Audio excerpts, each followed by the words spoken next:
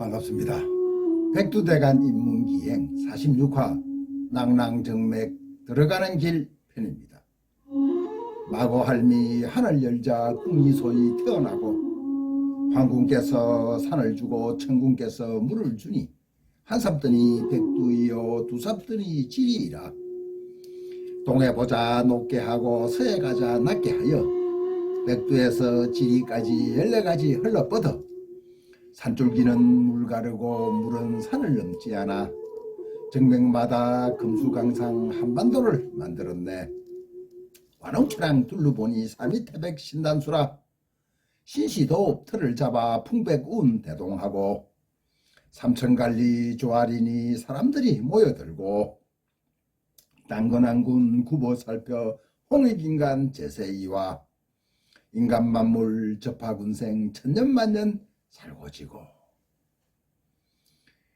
태초에 마고할미 하늘을 열자 황궁께서 산을 주고 천궁께서 물을 주어 백두대간 십상전맥 한반도를 만드니 처음 남뱅에서 머리는 용이요 몸통은 물고기인 신어가 황산강 낙동강 별머리에서 용투림하여 오른 산이 남정맥 시발점인 김해 신어산입니다. 신어는 수로왕릉 정면에 새겨진 두 마리의 물고기를 뜻하는데 아요타 국가 가락국교로 통합 한반도 접하 군생의 상징이기도 합니다.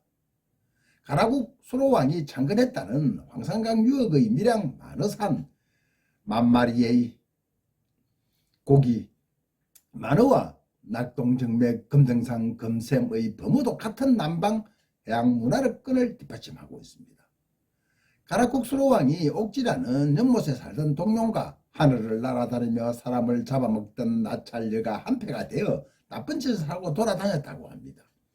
청둥, 번개, 비와 우박을 내리며 몇 년 동안 농사를 망치는 일이 있었는데 수로왕은 주술로 막으려 하였으나 실패하자 부처님에게 도움을 요청합니다. 부처님께서는 동룡과 나찰녀에게 오계를 가르쳐 이를 자유했다고 합니다. 이 모습을 보고 동해의 많은 용들과 물고기들이 황산강을 타고 모여들어 만어산에서 돌이 되었습니다.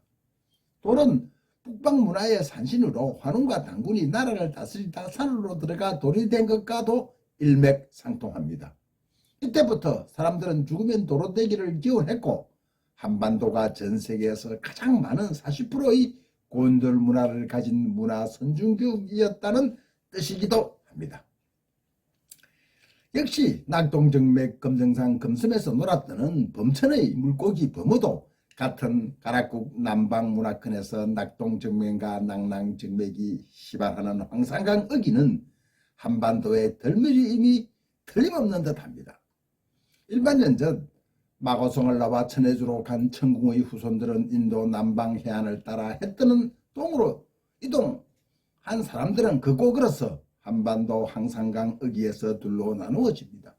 한 무리는 해안을 따라 전령도 동삼동 토창면에게 흡수되고 또 한 무리는 가덕도 장항유역에 자리를 잡았습니다.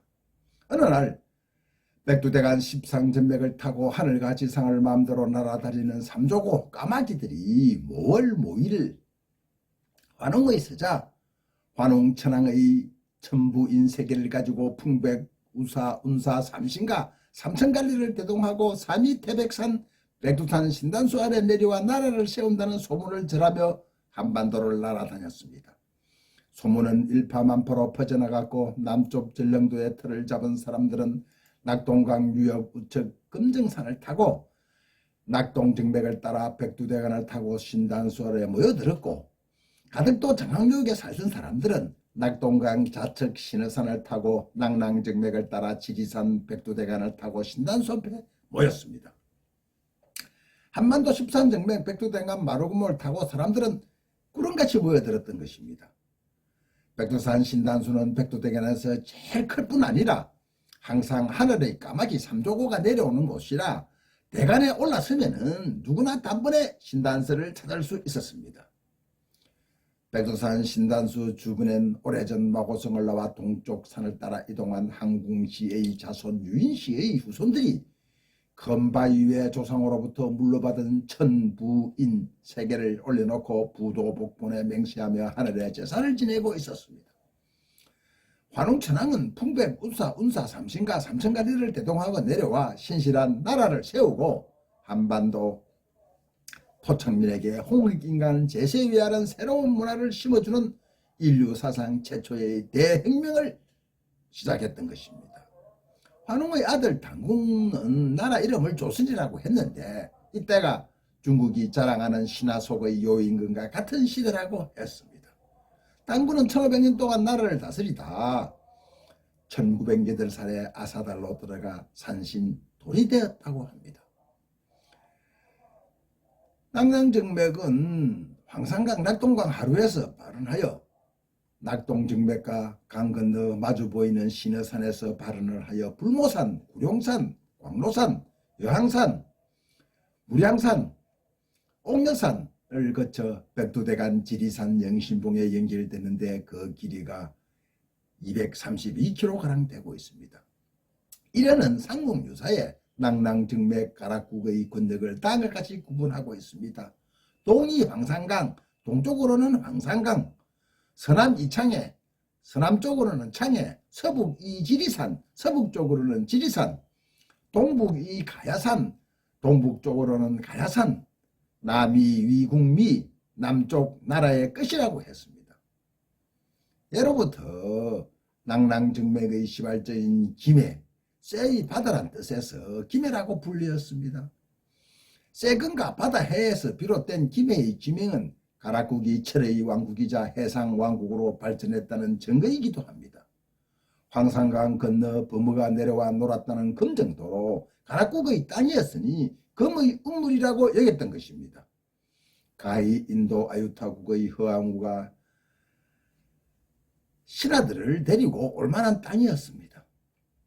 그때 운해주에서 그 옛날 운해주에서 천궁씨의 후손들이 찾아오듯이 중앙아시아 동남아에서 일자리를 찾아 사람들이 구름같이 모여드는 곳이 대한민국 김해이기도 합니다.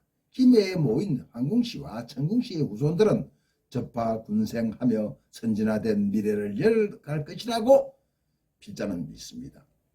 한반도 대한민국에서 가장 많은 성씨가 수로왕의 후손인 김해 김씨입니다.